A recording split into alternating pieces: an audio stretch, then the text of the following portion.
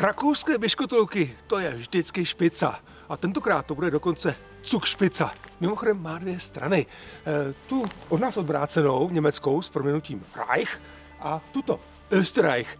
No a kdo ví, tak vám poví, že tato strana je to pohlednější a přívětivější. Spanilá hora přesně na pomezí svobodného státu Bavorsko a Tyrolska s vrcholem 2962 metry nad mořem je nejvyšší mezi všemi německými kolegyněmi. Mezi těmi rakouskými jí sice patří až 34. příčka, za to, co do prominence, se vejde do první pětky.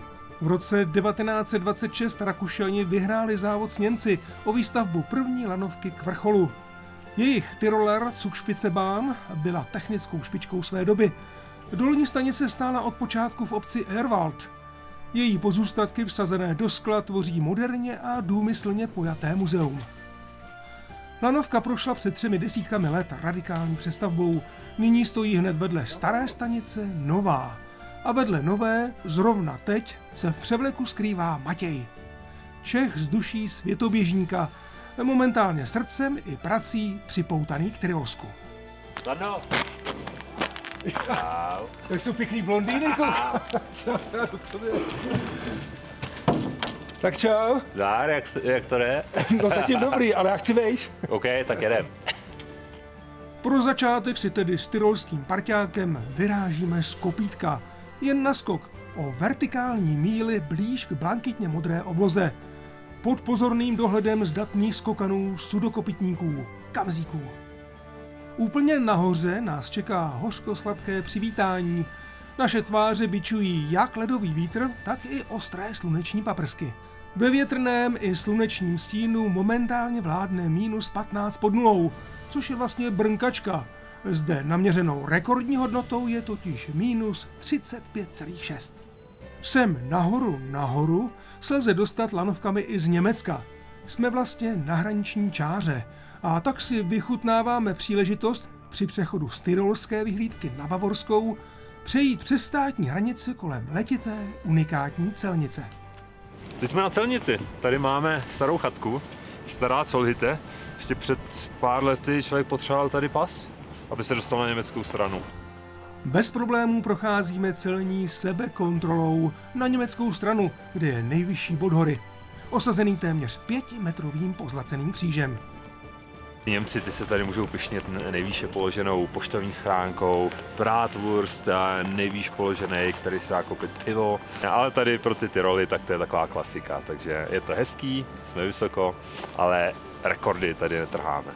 No ale i z našeho pohledu je to vyznání 4, můžeme se podívat do 4 zemí tady odsud a na 400 majestátních vrcholů. Moje oči za tu kopu let, co mám za sebou, viděli už mnohé, ale toto? No toto řadím do své top 10. Mám pocit, že vidím nekonečně daleko, přes obzor snad až na svá vlastní záda. Tamhle vesnice Erwald, Wiedeje, Lemos a tamhle vzadu máme ještě druhý uličko s Bichabachem, Berwangem, Heiterwangem a Namlosem. Těch 7 vesnic právě tvoří celou tu naši turistickou organizaci. A my máme mimořádnou příležitost vlastně tady vidět všech 147 km sjezdařských tratí a 110 běžkařských. Vracíme se v úvozovkách na zem, tedy k úpatí Zugspitze. Přesto se nacházíme téměř 1000 metrů nad Jaderským mořem, což je srovnání uznávané v Rakousku. Díky výšce se tady dá běhat na lyžích až do jara. Důkazem je upravený okruh na golfovém hřišti mezi obcemi Erwald a Lermoos, kde nadšenci na podzim takřka ze dne na den vyměňují golfové hole za lyžařské hůlky. Běhat v kvalitních stopách ale můžete i výš, v 15 km vzdáleném Berwangu, přes 1300 metrů vysoko. V sousedství sjezdařského areálu si skutečně v pohodě zalyžuje celá rodina, třeba až do dubna. A právě přijíždí Tyrolák a běžec každým coulem, Filip Bunte. Několik let pracoval jako serviceman u rakouského národního týmu. V jehož barvách vyhrála Vasův běh Kateřina Smutná, rodačka z Javonce nad Nisou. Filip může zasvěceně hovořit jak o místních tratích, tak i o těch tradičních destinacích světového poháru. Ja, ich war 5 let jsem byl v rakouském týmu světového poháru jako servisman. Připravoval jsem lyže na závody, proto se v tom trochu vyznám, stejně jako v našich běžeckých tratích tady. Ale jo, bylo to moc hezké období. Za ta léta servisní kariéry, když to tak nazvu, tak si určitě potkal i Kateřinu Smutnou.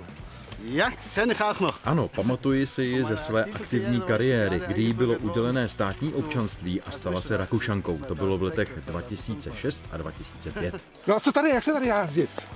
Možností je tu spoustu. Záleží jen na tobě, co máš rád a jak jsi dobrý. Startujeme na cestu k hotelu u Heiterwangeru. Filip mi hned od prvních metrů ujíždí. Přirozeně jen díky skvělé máze. Jinak bych mu pochopitelně bez problémů stačil. Snad těch 10 kilometrů do večeře dám.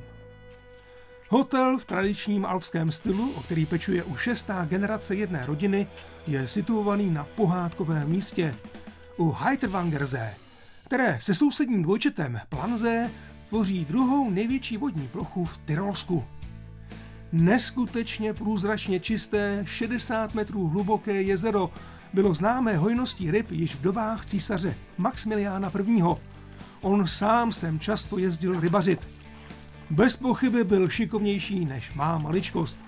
Já svůj lovecko-lyžařský biatlon prohrávám a s pokorou konečně přijímám pozvání do hotelové restaurace, kde už na mě urožně trpělivě čeká můj dobrý známý, vnuk majitelů a zakladatelů hotelu, který pokračuje v rodinné tradici. Nic se nechytil. Žádný problém, vždycky pro vás něco připravíme. Vepřové, hovězí, ryba, žádný problém. Pstruh duhový, pstruh jezerní, pstruh potoční, siven, lipan, sích, říční rak, okoun. To všechno u nás v jezeře najdete a samozřejmě vždy čerstvě ulovené. A to si vychutnáte. U roštu lovím mnohem úspěšněji než u jezera a ke stolu si odnáším skvěle ugrilovaného pstruha. Jeho konzumace by mohla být dostatečně působivou tečkou za mou návštěvou Tyrolska. V pestré paletě chutí a atrakcí typických pro tuto spolkovou zemi ale najdete i ty, které byste nečekali.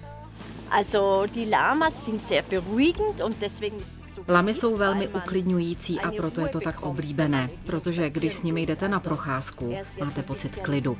Tenhle je trochu mladší, ale jinak jsou velmi klidné a předávají lidem hodně klidu. Můžeme jít do lesa nebo do hor, dá se jít kamkoliv. Okay. Jdeme tedy kamkoliv nás napadne. Můj 4nohý společník Hugo si jen sem tam zatrucuje, jinak nemá chybu.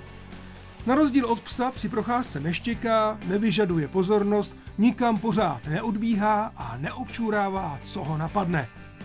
Samozřejmě žertuju. Záleží prostě na vkusu. Hugo, zjiším se ti, svěřím. Už jsem toho za svůj život sil hodně, ale ještě nikdy v životě jsem nešel na vycházku s lamou.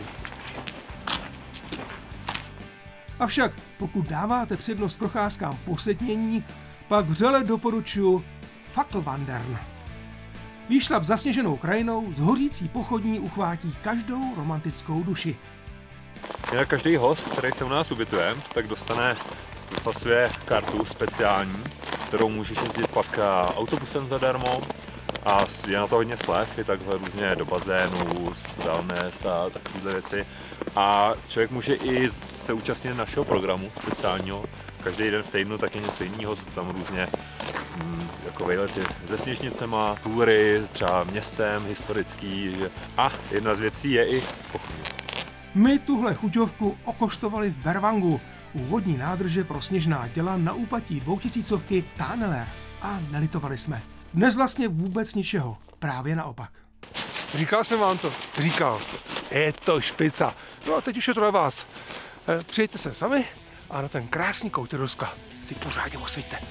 Skol!